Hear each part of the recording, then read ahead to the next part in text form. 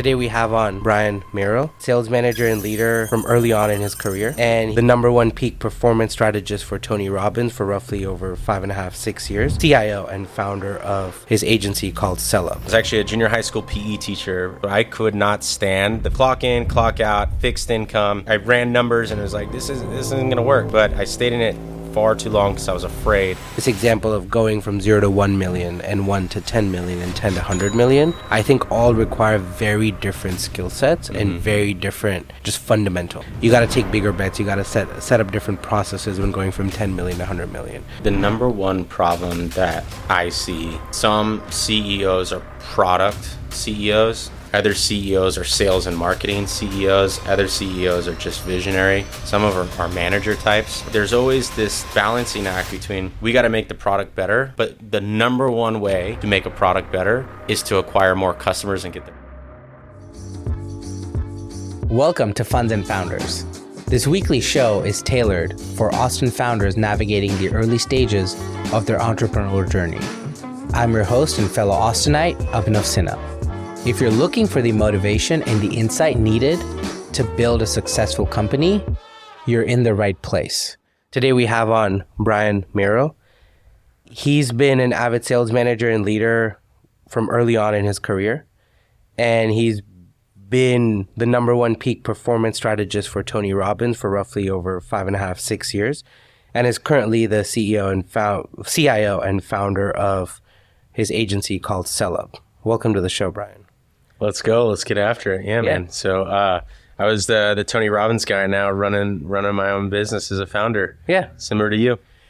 Let's just get into it, right? So I like to ask my guests, where did your entrepreneurial journey start?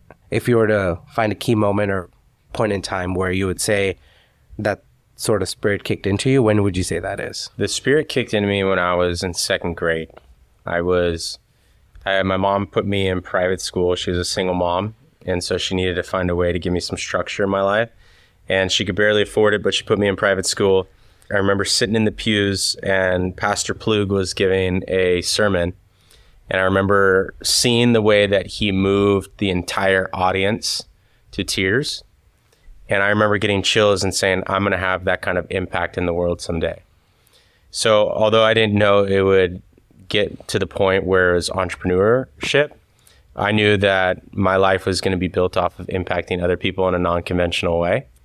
And so that sparked the interest, and my entire life has been breaking rules and not following the rules and getting in trouble in school and the whole thing. So I don't think I was ever really built for conventional, and that continued and growed over the years, and finally get to do it, man. I'm excited. What would you say was your first venture as an entrepreneur? My first venture as an entrepreneur, I was actually a junior high school PE teacher through 2014 through 2018. And I hated it. Like I love kids and I love making an impact in people's lives, but I could not stand the fact that it was like clock in, clock out, fixed income. I mean, I had maxed out how much money I could possibly make as a teacher. And I ran numbers and it was like, this isn't going to work. But I stayed in it far too long because I was afraid of doing anything outside of what was conventional, because no one in my family is entrepreneurs or work for the private sector. So I started wanting to get into real estate because it's the first idea that everyone tells you, oh, if you want to be rich, everyone owns real estate. So I'm like, oh, I'll go do real estate. So I took my test, did the whole thing, took all the classes. That's where I first learned how to sell. And then my buddy started a company called Tailgater, where he had the patent on tailgating on the back of your car, like a full setup that gets hitched to the back of your car. So we would travel around the country on the weekends. I'd get out of school at 3 p.m. on a Friday, get on a flight, fly to Alabama, and then go to different college groups in Alabama. And that was in 2015 or so. And so we would start selling these from the back of the car in 2015. So that was my first entrepreneurial venture. Nice. And it's just been kind of iterations of that since. What do you think drew you towards the sales aspect of it, and why sales? I think it's something I'm naturally good at. I think because I had parents that were divorced and had step parents, and because I was really natural at school but never really cared to be the A+ student, I would always find myself at the end of semesters convincing my teachers to give me an A, or what do I have to do in the last 3 days before the semester's over to get a better grade. And because my dad was a head football coach, I saw the way that he was able to influence other human beings to perform at their best. And I was always drawn to leadership type roles. And I emulated my dad. I emulated people who were in leadership positions and found myself, whenever I was in a pinch, talking myself out of it, whether I was getting in trouble in school or convincing teachers that I should get a better grade.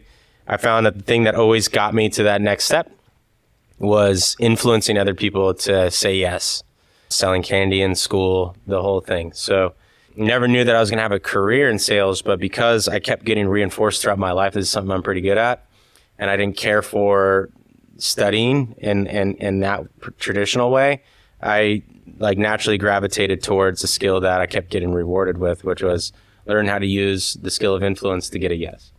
What's one or two things you learned from the tailgater experience, flying across country, trying to sell to that audience? Is there one or two things that stand out that were like monumental in sort of your journey or understanding just the concept of sales? Because I feel like a lot of folks are either very afraid of sales or they're like very good at it and they like take it head on, right? And so, yeah, what did you learn in that? Yeah, we've actually done a survey of over 650 sales professionals, and we asked them what are their biggest like roadblocks to being successful in sales. And they say the traditional things: I need better leads, I need a great product. But then after those first couple, in order, they go the fear of being rejected, the fear of not knowing what to say when someone has objections, the fear of looking dumb, or the fear of word vomiting or saying all the wrong things. So even the most highly trained sales professionals who seem natural at it, they have all those fears too. So I have those fears. I still have those fears, which made me deathly afraid of not doing it the right way and not being successful at it. So the type of sale that we teach is integrity-based sales that have a high LTV for clients. So Tailgater was my first awakening that I can do things outside of the box. I can't do things outside of the traditional working for the government. So I think if anything, it installed in a belief inside of myself that I didn't have to go the same rate that my parents went, even though they didn't approve of me doing something else. The second was that even people who had parents that taught them the skills of business, that they weren't afraid of money and they weren't afraid of going after their dreams, I was better equipped to get more yeses than they were because of my tenacity and almost arrogance, not knowing, or ignorance, not knowing what I was doing. I just did it. And I think that dumb, just action taker, I was like, oh, wow, like I'm actually better than the people that I used to think would be better because they had a different upbringing than me. What was the journey with Tailgater? Why did that end, or why did you move on from that? Yeah, so the person who actually owned the patent when we first got involved in that company, I was supposed to be a minority owner in that company. Turns out that the patents that he said he had, he didn't have. And it turns out the licenses that he said he had for the NCAA and professional sports teams, he didn't have. So the investors in that company were like, we're over this, we're out. So that kind of dissolved naturally. And I was still a teacher and had the backup. So I continued on the real estate path outside of my, 8 a.m. to 3 p.m. teaching job. What were you doing on the real estate side? I was just taking classes, and I was actually doing weekend shows for realtors that didn't want to show up for their open houses, and then doing cold calling after work. So after work, I'd go to the real estate office and just do cold calls for another realtor. What's one thing people misunderstand about cold calls? I've chatted with a lot of folks about this, and everyone has a different opinion on how to approach it, what to do, and like process, no process. And what's one thing you've learned? I'm going to give you probably a different one, because everyone's going to say it's a numbers game. Everyone's going to say you just got to do it. Everyone's going to say it's all about the script. Everyone's going to say it's all about the person who's doing the cold calling. And I would actually say that it's about the psychology of the sales professional. I think the number one indicator of sales performance is for an individual is their internal psychology. Like one tactical thing is what's called the rebound effect. I don't know if anyone's coined it, but let's coin it right now. The rebound effect, meaning how quickly can you go from objection to getting in an elated state or getting in an excited state for the next call. Because it's not just about making 100 calls. It's making 100 calls with extreme enthusiasm, like extreme ownership of this is the best call that I'm going to make, regardless if I've gotten kicked in my ass the one before. It's how quickly can I get to a rebound time and get to excitement. Number two, it's all about having demanding certainty on that sales call. So people will call it confidence or demanding certainty that I'm not going to get off this call until I get my outcome. And then three, it's the ability to be persuasive and to be able to hook that client or customer. So all the numbers things matter and the tactical things matter, and going after the right market matters, and having a great list and clean data and all that matters. And from a sales performance standpoint, that's where we shine, is how do you get that sales professional to be extremely confident in what they're saying, to have massive certainty, to their internal psychology dialed in, and how quickly can they get in those rebound times to get to the next one, as well as how influential can they be on that sales call from a skills perspective. That's what we focus on. So I would say those three. Okay, nice. How did you first like cold calling when you started? I loved it. Did you have success? Did you not have success? Or yeah, I loved it, man, because it was way out of teaching. Because for me, being in a situation where I had no control over my future other than more years as a teacher. So for those of you who don't know, the only way to get paid more as a teacher is to take more college credits, but those max out at some point. Then the next best way to improve how much you make as a teacher is to be there for longer periods of time. So when I realized that I had maxed out the credits that I could use, there was no more control over my future other than working more hours, like after hours and coaching, which I did. The fact that I could make a call and constantly improve and constantly get better gave me control over my future. It gave me control over how much money I can make. And I felt successful just doing something different outside of teaching. Again, just so naive that I just didn't know any better. I was just like, if I have this gig outside of teaching, I can make 100, 200, 500 extra bucks. Like, that's great money for a teacher. So I was just, dumb and going for it. Do you think being naive has given you a superpower in the journey? Because I feel like personally, if I'm going to approach something, I'll analyze every aspect of it, like what's good, what's bad, how is this going to work or not work. And I feel like a lot of folks do that, whether it's a startup, a business, or whatever they're doing in life, right?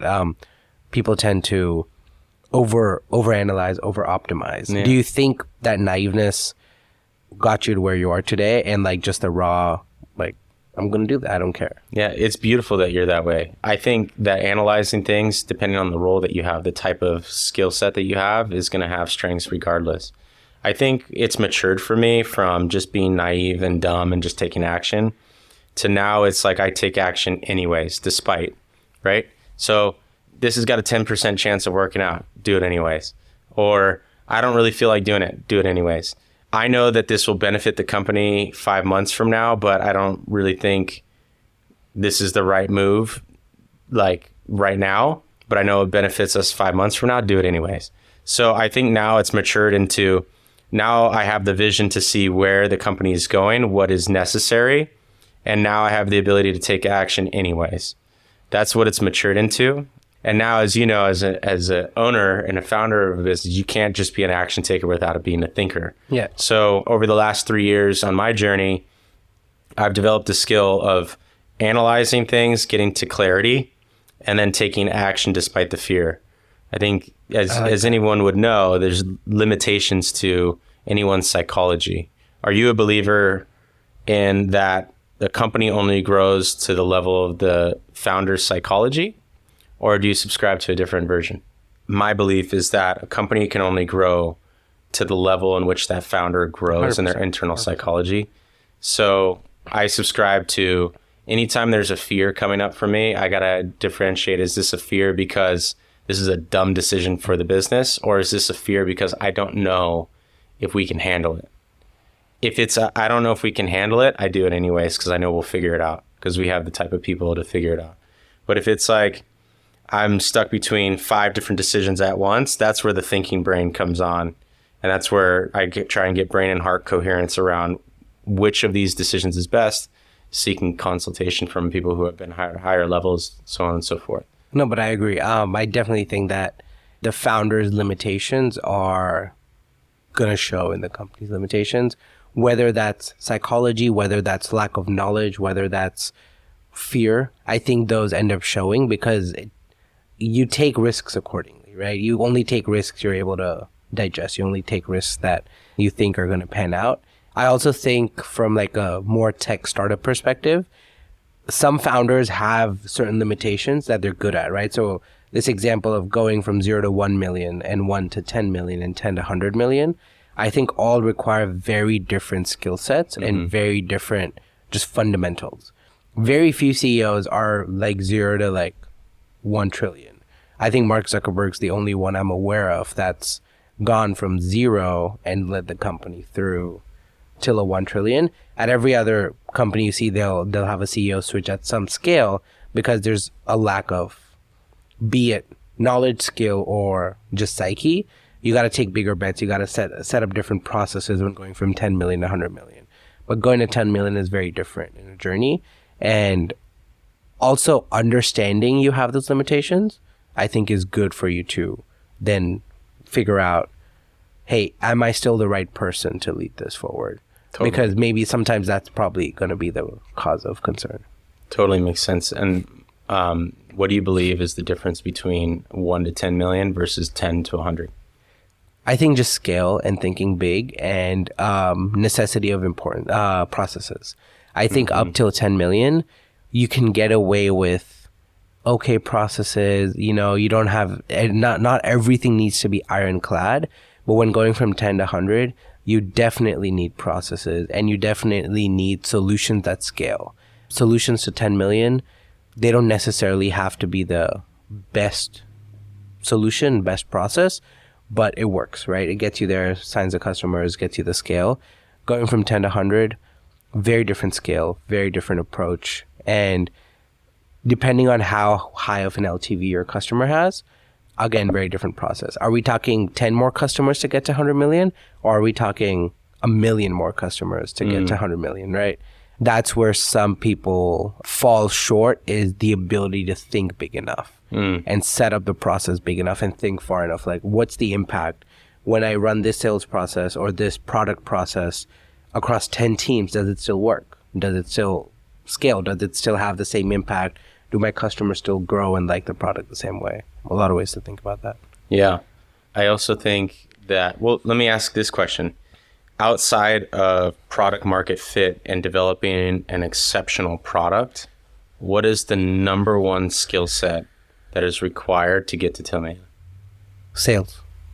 And the reason I say sales, I mean, there's probably two ways to put this, but what is sales and customer empathy? I don't know if customer empathy is the right word, but the way I see it is a founder needs to understand what problem they're solving. Yes. And if that problem is good enough for the customer. And when you're talking to the customer, can you sell them the outcome, not the product, not the features? You want to know that, hey, this customer has this problem and my solution is how to solve their problem. Yes. And being able to convey that. Because anyone can convey a feature set. Anyone can convey how fancy a product is.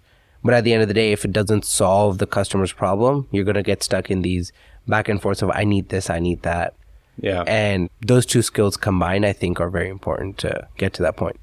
I say that being solution driven is not going to work. You got to be problem driven and customer driven, right? Mm-hmm. And being able to bridge those two, I think, are very important.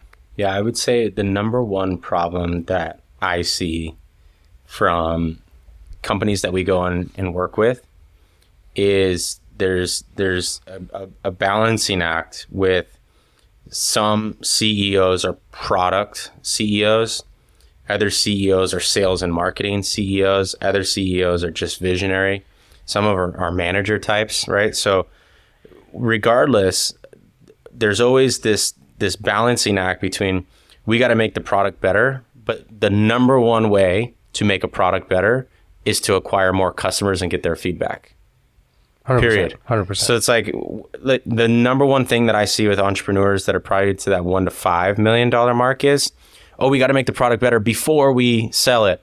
And my argument always is, no, to make the product better, you have to acquire more customers who would give you real feedback, not just theoretical 100%, feedback. 100%. And I think a lot of entrepreneurs and companies make that mistake. And I think that's where you can see the difference of a seasoned founder versus not, where a lot of people will go sell the vision, get them to pay, and then be like, hey, let me go build this. Because 1,000%. 10 people have told me Guilty. Yeah. And I think that there's a very key skill. And sometimes you just got to put in the repetitions and understand that that's how you have to approach building. But no, I 100% agree with what you're saying. Can I give you an example of where we're in that exact situation right now? Yeah.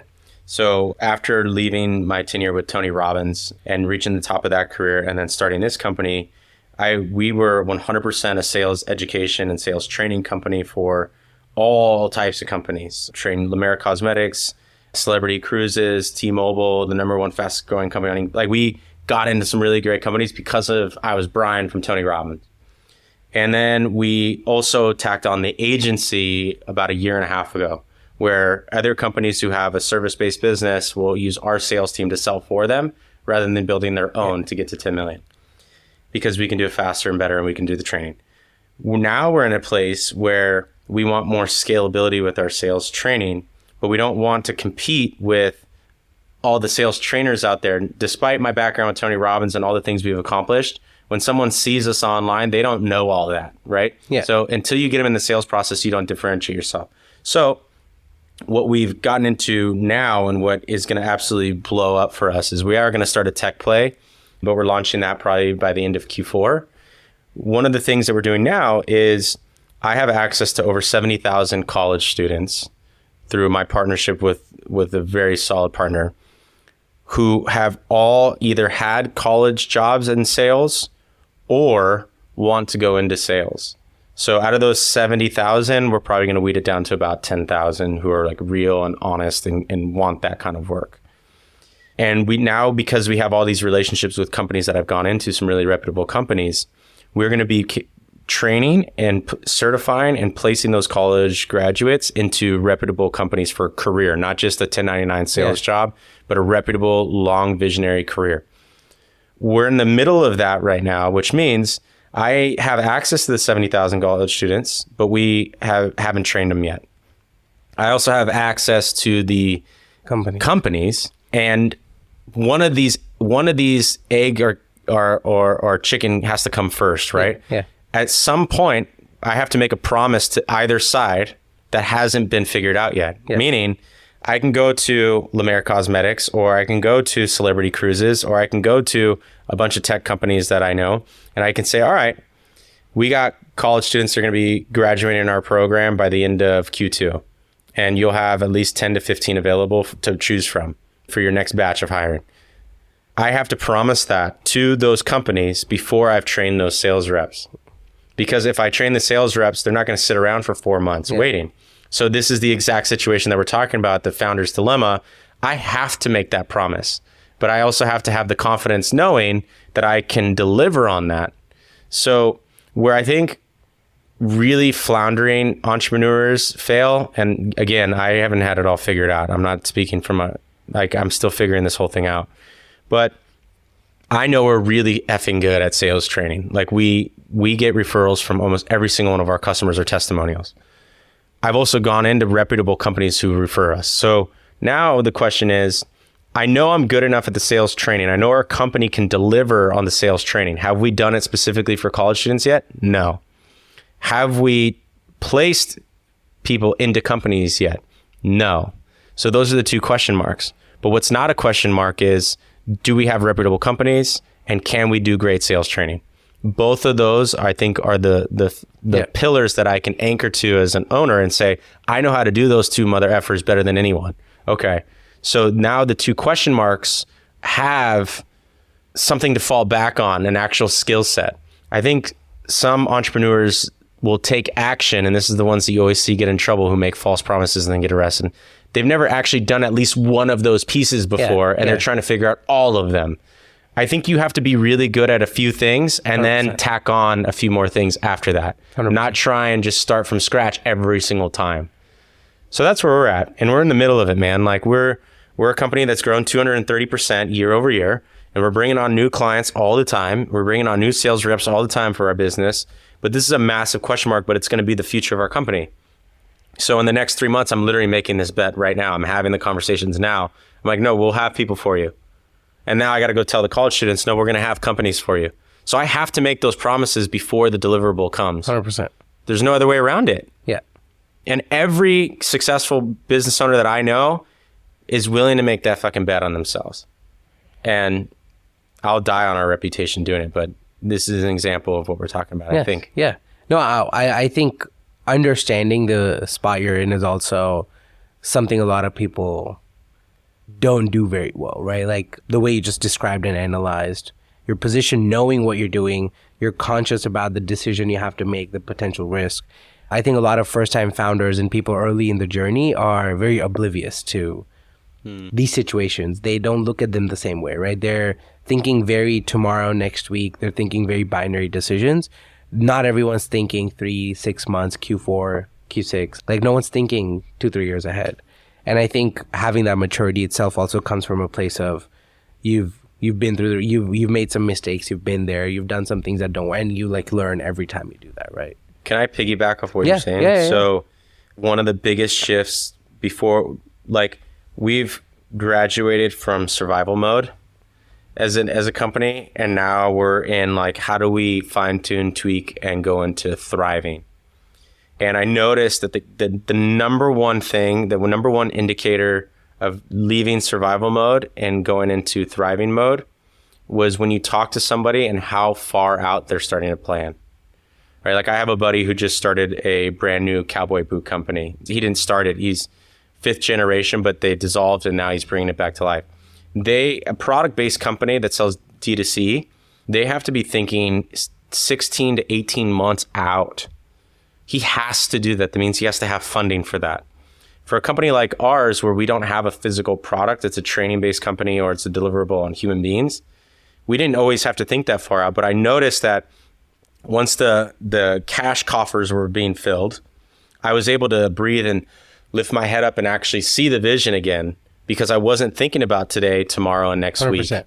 And I think when you speak to a founder, you'll know where they're at financially or where they're at in terms of survival and thriving mode based off of how far out they can vision and start to think tactfully about it. Because you always have those founders that they can dream all day long and they can go into fairy zone, and that's great. But can they tactically see how they're going to get there? One of the things that I look for when I'm speaking to someone to partner with is, are these amazing ideas 5 years from now? And then I ask the question, like, how do you plan to get there? And if they can't answer that question, I don't want to get involved and I don't want to invest, because I've invested in a few different companies from my background in Tony and stuff. And then the other is, are they very tactical but have no vision? I think where the company can have success is where they have the tactics and the vision and the strategy. 100%. Yeah. How do you think about, so you mentioned two things, right? Like going from survival mode to thriving mode, right? When did you realize you were able to make that switch? Was it a certain level of revenue? Was it a certain level of scale? Was it just having gotten branding and customers and referrals? Like at what point did that switch happen for you? For most people, I think it's going to be more a financial switch. But I'm just curious when you realize, okay, I don't have to worry about the next deal anymore. Yeah. I'm more thinking 6, 8, 12, 18 months out. I think it's 100, for me personally, it's 100% a financial thing. I know it's probably not the same for everyone. We are a bootstrap company that has not raised any funding. Probably for the tech round, we will. But for me, it was when we had big enough checks literally like hit our account where I'm like, we're good for the next 5 months. As soon as that happened, I started swinging the bat so much bigger and started going after opportunities so much more. And so for me, it was like when I got to that like 5-month range where I'm like, everything's paid for the next 5 months, I could fuck up the next 3 and we're still good. Yeah. That's when I was able to swing the bat and see things further along. So for me, that was the biggest mark. going back to your journey for a bit, how did you go from teacher, real estate, to sales and Tony Robbins? Yeah, man. How does that journey happen? And also give context for what Tony Robbins, and I have some idea, but not everyone listening may not have an idea of. Brother, but like, how did that happen? And also, barrier to entry, from my understanding, is pretty high for Tony Robbins. It's not like a $500 course that you can just take. But how was that journey? How did that happen? I actually got this question last week, and I get emotional every time. But I was a teacher for 4 years. I was partying my face off on the weekends, and I've always been the hardest working and most driven person in all of the sports team. I'm a smaller statured guy, so I think I probably had to in a lot of ways. And my best friend had been trying to get me to go to a Tony Robbins seminar since college, but I was so arrogant. I didn't believe that. I thought that getting help from somebody else or learning from other people made me weak, because I grew up in a very masculine environment, but an immature masculine environment where you had to pretend that you had it all figured out. Back in 2015, 16 is when I was trying real estate on the side and doing all that kind of stuff. And I'd gone through some pretty bad depression. For the first time in my life, I started questioning why I live. It wasn't suicidal, but it was like the first time in my life I wasn't confident. I'm naturally confident, but the first time I started losing my thoughts. And I remember sitting on my bed one Wednesday afternoon, don't remember the exact date, and I'm laying in bed with Del Taco. I don't even remember the name of it, but it's 2 tacos, a burrito, French fries, and a large Coke. That's what I had in bed, eating it. 3:45, the lights are off, and I'm flipping through SportsCenter, hoping that there's like a game on, or hoping there's something I look. I don't know. I had a come to Jesus moment. I looked down. And I just started crying. I was like, I'm not all right. Like, something's not all right. Like, what am I doing with my life? And that started me starting to read all these different books. I actually couldn't get myself motivated to read at home, so I started packing a double bag, and I would go to the Newport Beach Public Library after school. I would shower and change at the school I taught at, drive straight to the Newport Beach Public Library, and I'd start to read books like Think and Grow Rich, Rich Dad, Poor Dad, the typical ones, the staples. Yeah. And then I found, I was like, maybe Chandler's right. And I started to look at YouTube videos of Tony Robbins. And that's when I was like, I can change my own life. And so I would stay at the Newport Beach Public Library until it closed every night. And I started reading the basic things. And this is me, where I'm really good at just hearing something and implementing. Yeah. I think this is the differentiator for me personally, my X factor. But I would read, I don't even remember what I saw, but it was most billionaires wake up before 5 a.m. I'm like, well, shit, that's what I have to do. So I started waking up at 4:55 every morning, right? Because that's what a book told me to do. I don't know. And I had no one in my family that supported entrepreneurship, not because they just didn't know any, they didn't know. So I'm like, all right. And I made an Excel sheet of my entire day. And I put in that Excel sheet every activity that I did through the day. I'd lost myself. I'm like, what makes me happy? What do I enjoy? What am I driven by? And I put in the Excel sheet every activity that I did from the day, from when I woke up to how long it took me to get out of bed, to how long it took me to get out of the house. Did I shower in the morning? Did I not shower in the morning? I started doing cold showers, right? And all the things. And then I'd write down on a scale of 1 to 10, how happy did this activity make me? From 1 to 10, how empowered or proud was I of this moment or things that I did? And I would do that every week. And I would rank all the activities that I did. And so I started ranking things and then deleting things off that list, rearranging things on that list. So instead of working out after school, now I worked out at 5:30 every morning before school. I hated it the first 3 months, but the feeling I got after changed my entire day. So I just reorganized my life. It started with the first thing that I did was just making my bed, proving to myself that I could keep a promise to myself because I was that low. And that started my journey of self-development. Then I told Chandler, my buddy, that I wanted to go to Tony Robbins seminar. He had a sales rep call me. Her name's Marshonda Henderson. She calls me while I'm at work. Work for me is wearing a straw hat, short shorts, a whistle, and a collared t-shirt. I was a PE teacher, man.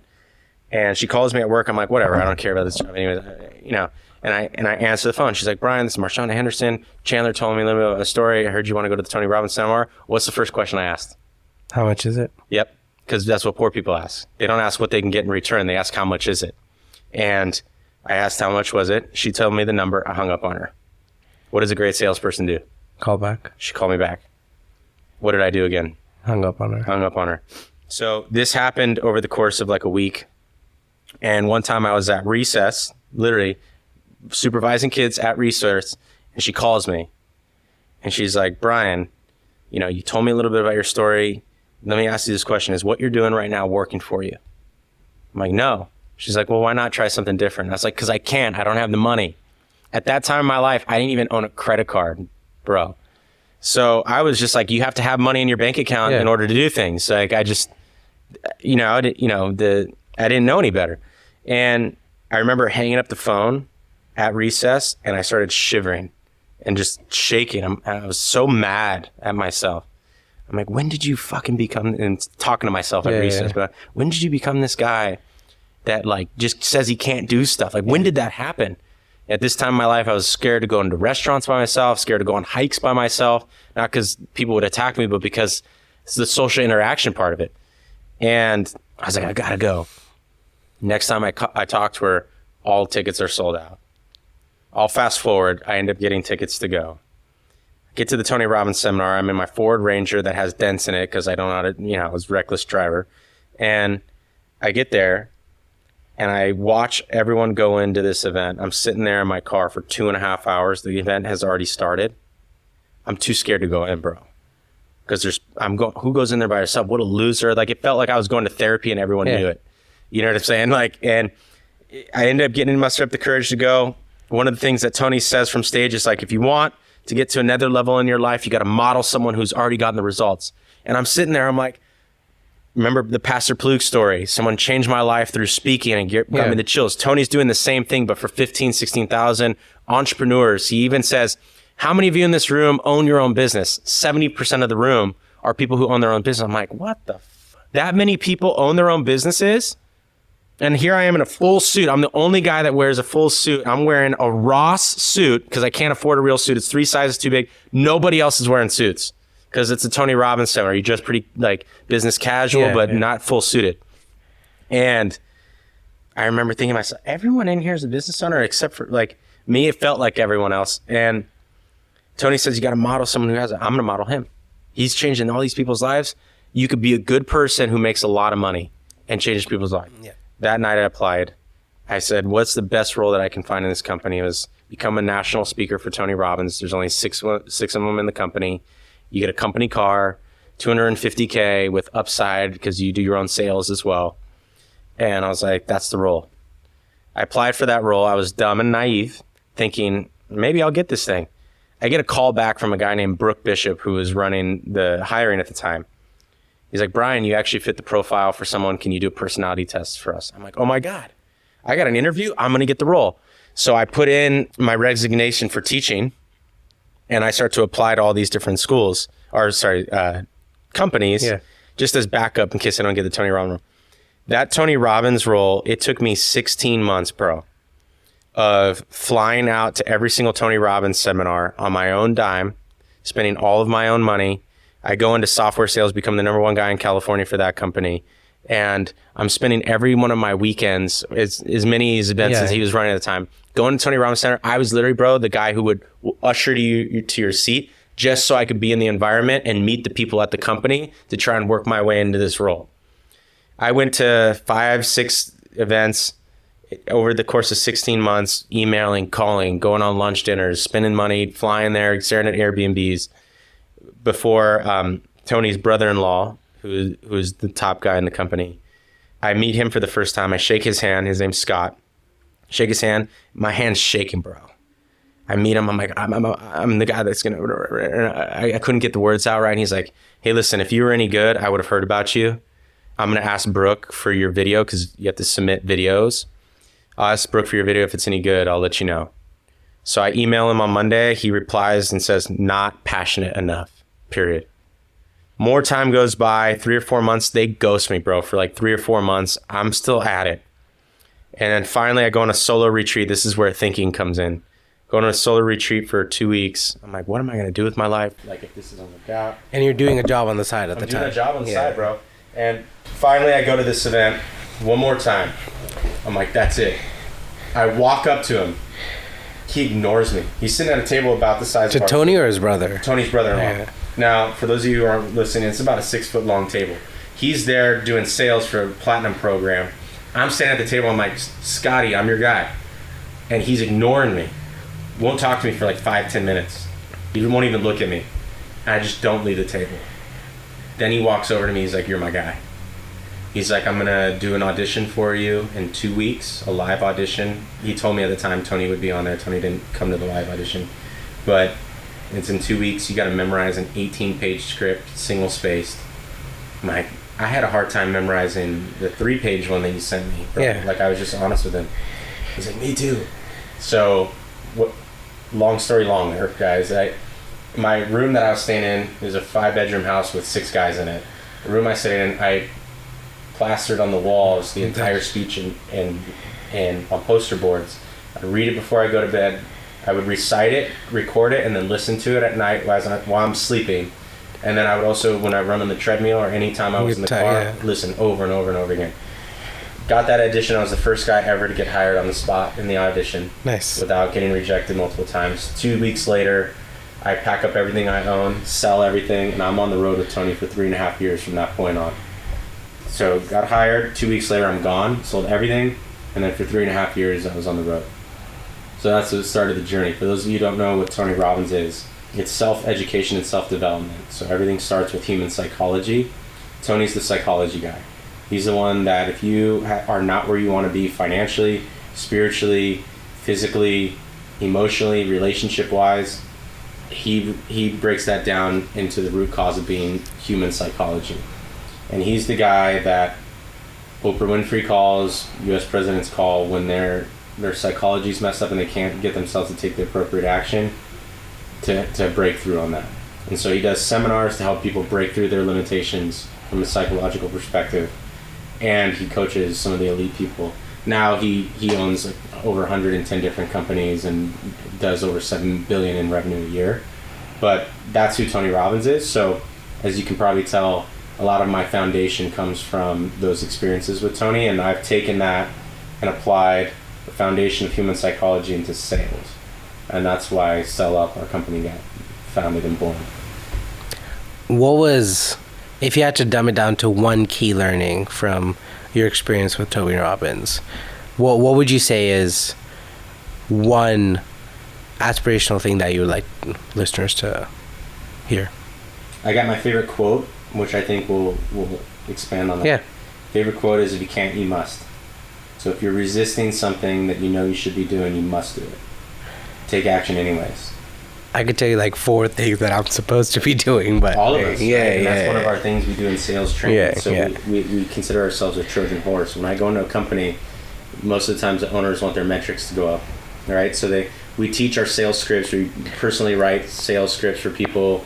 We train them on the entire sales process to improve performance. But one thing that we do is we have a week of really deep psychology work to help the human being break through. So on top of writing scripts and having the perfect sales process, the whole thing, we teach all that.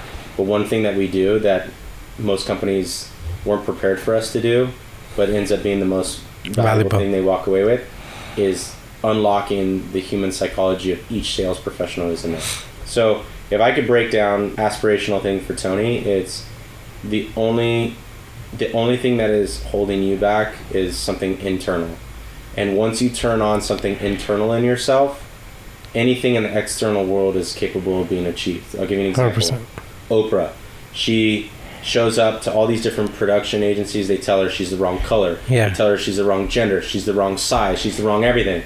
She was, abused as a child. All the things that would say that you're not the right person to be in these roles, but she did it anyways. How does that happen? How does an Oprah happen when there was no Oprah before? Yeah. There was no model for it. A deep belief inside someone. She didn't have the money. She didn't have the resources. She didn't have any of that. How many people do you know that don't have money, that come from terrible situations, that go farther in life than people who had everything hand-fed to them? How does that happen? Tony is the kind of person that can help unlock that in you. You're now the third person I know who's talked about Tony Robbins, and every time I hear it, I'm like, maybe I should go check out a seminar. Maybe I should. He's Yeah. getting older, and he only does one Unleash the Power Within event a year now in the United States. I think it was just live streamed. He'll do the next one in November this year, and then the other one is Date with Destiny. That one is the 5K or more a month. He has a Business Mastery one, which is like 10K or more, and then Unleash the Power Within usually is around $700 or more. I would recommend everyone do it in person if you can. The virtual one's cool, but I think in person gives you a better feel. This isn't a promo for Tony Robbins. He's a human being and he's not perfect, but I attribute my foundation from his teachings. Why did you go from 3.5 years with Tony Robbins to starting your own venture? What was the catalyst for that? Stop growing. I had reached the pinnacle. So I had broken sales records. I sold more in the state of Florida than anyone else had ever sold. I was the first person to join the company and hit their top tier within the first 3 months. I was the first person to get hired on the spot after their first session. So like, I broke a lot of records. There was one record that I didn't break, and I went to Date with Destiny, his seminar, and I realized that I was chasing that one record because I wanted significance. I wanted to be important. But I realized that sometimes this is where competition to be the best isn't the best thing for you. I had set out to join Tony Robbins and stay there a max 2.5 years and then start my own company. And I had realized that I'd stayed for 3 years at that point chasing another title or another record where the guy who broke that record had been with the company 10 plus years and had all the contacts to break that one. And I would have to stay longer to get to that record. And I realized that chasing the record wasn't chasing the best version of me. I had always wanted to be an entrepreneur and start my own company and create change in the world through the teachings that I was able to create and own my life, but also make a massive impact in the way that I believe was best for people. And I had reached the top of that career, and I could have kept being number one. And I decided that being number one at someone else's company wasn't being number one in my own life. So I decided to leave. Right in the middle of the pandemic when all shit hit the fan. Was starting an agency as easy as you thought it would be, or we started what did a that process? Training company originally, so it's still a sales training company with a sales agency attached to it. Yeah, but absolutely not, because like I made enough money to pay my own bills. For example, on the way here, I just closed the deal where it's a $20,000 speaking gig for 30 minutes. It's a keynote here in Austin. So like that kind of money is mind blowing to me 6.5 years ago when I was a teacher. That's like a third of my entire year's salary in 30 minutes. Yeah. Mind blowing for me personally and personal income, right? Like compared to where I was. But now that's like 20K is like nothing compared to the company revenue that we need to grow this thing. Yeah. That realization settled in about 6 months in, where I'm like, I can always sell enough to survive for myself, but I'm not living life for myself. Like I envision a company where I have thousands of employees at a Christmas party and their families are fed and their children are fed and they are able to live the dreams that they want because the company was able to grow big enough to fit their dreams inside of it. That's the vision. And I realized that taking care of my own needs was nowhere near what is required to get there. Makes sense. Was it daunting to leave Tony Robbins and be like, hey, I'm going to do my own thing, or were you pretty set on that path? It took me 6 months to actually leave, and that's a pattern in my life that I've now eliminated. I realized it took me 4 years to leave teaching. It took me 16 months to get the Tony Robbins role and quit that software sales gig. And then it took me 6 months to leave Tony Robbins, even though I had made the decision mentally. And in an old relationship that I was in, I knew that I needed to leave the old relationship, but it took me about a year to do it. I think everyone can relate to that to some degree, that there's pending things in your mind that you know aren't good for you, or that you continue to do, or that you're not doing that you should be doing, and you just let them sit and sit and sit. I've now eliminated that pattern in life because I don't have a choice as a business owner. because decisions I make today don't just impact me. And I'm not driven I love money, man, and I'm gonna continue to make a lot of money, but I am not driven by money. Is the biggest realization that I've had as a business owner. I'm driven by other people succeeding. And now that my decisions don't just impact me, they impact other people, it's a whole nother fucking ball game, bro. Like I refuse to take time to make decisions that I know are good for the company. Makes sense. So it is daunting because we're nowhere near where I know where we can be. Like we will be the best sales company in the United States of America. We're nowhere near that yet. We got a lot of work to do, and I have no fucking clue how we're gonna get there. Like I know that we need to grow and we need to scale, and here's how we do it. This isn't how many customers we need. I know the playbook, but there are gonna be things that I don't even comprehend 12 months from now that I'm gonna need to learn. That's daunting. But I also know that if I don't do that, other people are gonna hurt because of it, and I'm not willing to do that. I like it. I really like your perspective on how that switched and how you're making those decisions. I think that's something I'm still struggling with in understanding.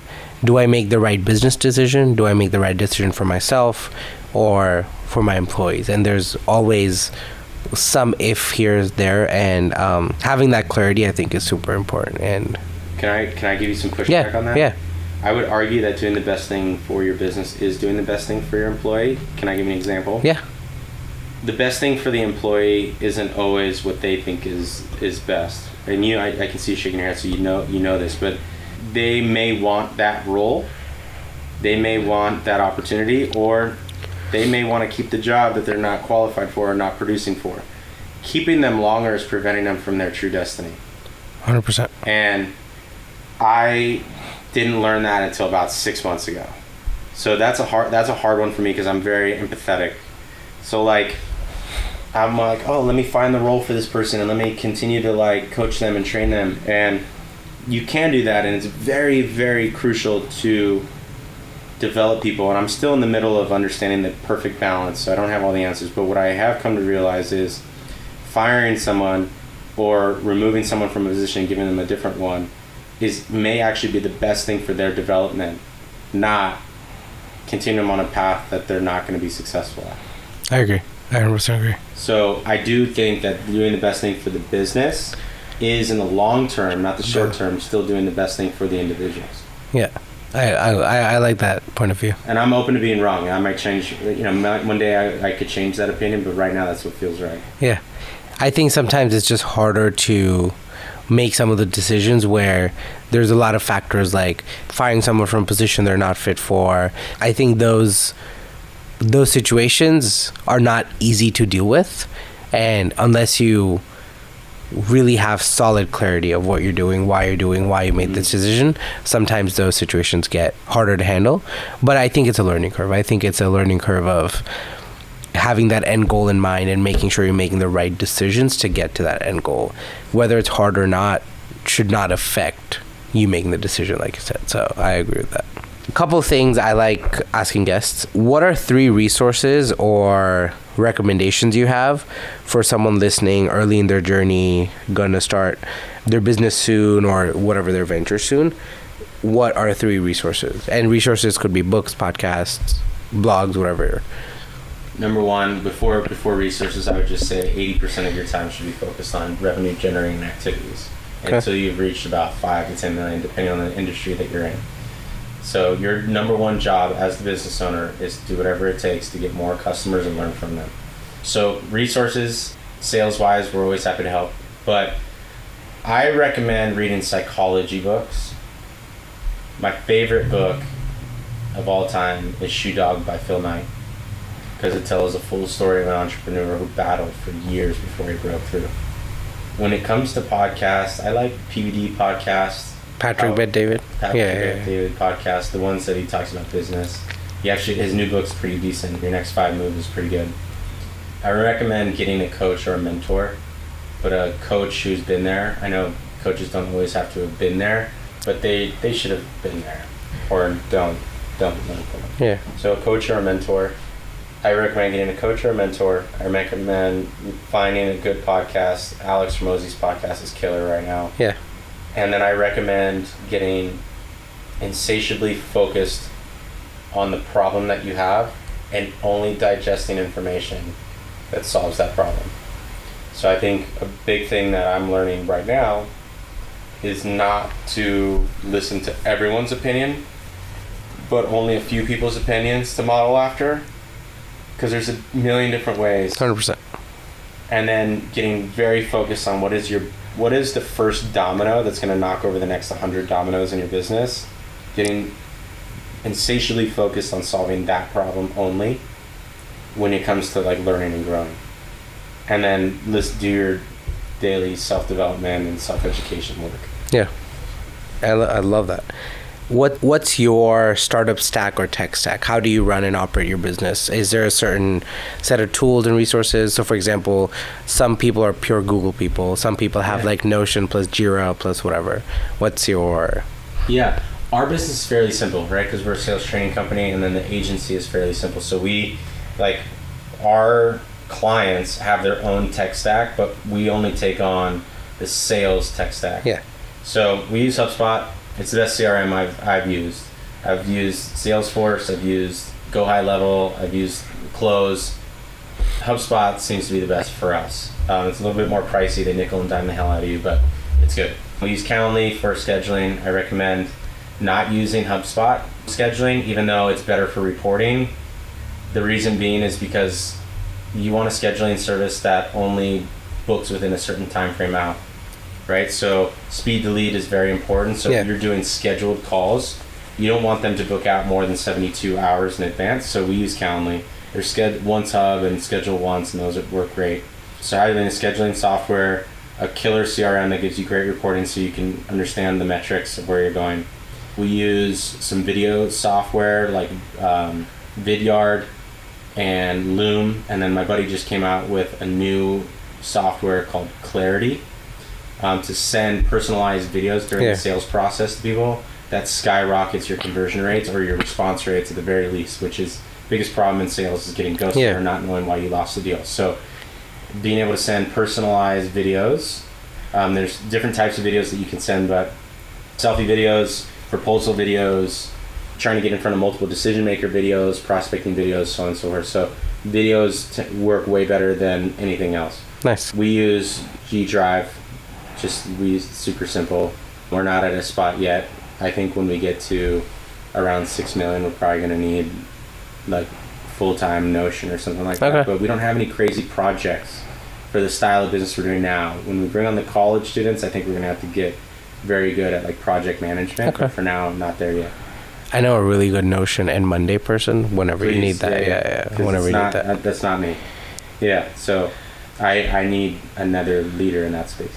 Okay, nice. That's it, brother. We don't use any crazy technology. Simple, I like it. It is simple. We're salespeople, man. You can't give salespeople too many tools or they start to short circuit.